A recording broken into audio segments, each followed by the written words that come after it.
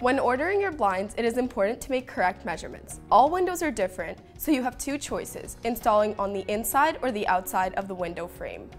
If you choose to install on the inside, make sure that you have at least 1.5 to 2 inches of window frame depth to ensure that your blinds don't stick out. And if you choose to install on the outside, make sure you have at least 3 inches of space above your window frame. When installing on the inside of the frame, it is important to make 6 measurements. Why? Because no window is perfect. Let me show you how to make the measurement.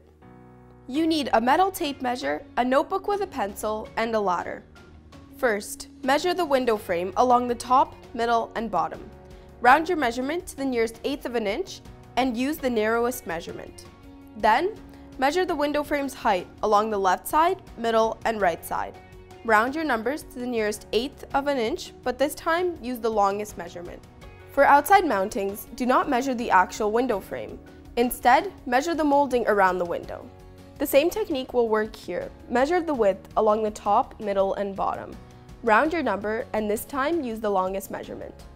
We recommend adding around 1/2 inch to 1 inch on each side of your casing to make sure your window frame will be covered. To get the height, measure from where you want to mount your blinds to as far as you want your blinds to go. To make sure your casing doesn't interfere with your mechanism, we recommend adding 3 inches on top and 1 inch at the bottom to your height measurement. Remember, for mounting inside the frame, use the shortest width and the longest height. And for mounting outside of the frame, use the longest width and the longest height. Also, make sure to list your dimensions in the following order: width first, then height.